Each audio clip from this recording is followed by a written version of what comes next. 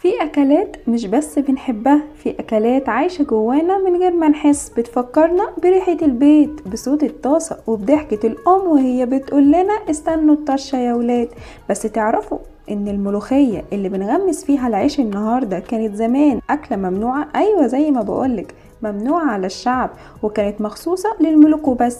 القصة بدأت من حوالي 1000 سنة، ووقت ما كان الحاكم بأمر الله هو سلطان مصر، والسلطان اللي كان مزاجه غريب جدا، يمنع اللبن يوم والسمك يوم، ويفرض الصمت على الناس يوم تاني. وفي يوم مرض السلطان كان كل أطباء القصر وقفوا محتارين، لحد ما واحد فيهم قال له يا مولاي، في نبات بسيط اسمه الملوخية، جربه يمكن يكون في الشفاء. وفعلا السلطان شربها وتعافى في يومين، ومن وقتها أعلن قرار غريب جدا إن الملوخية لا تؤكل إلا في قصور الملوك، ومن يجرؤ على طبخها يعاقب.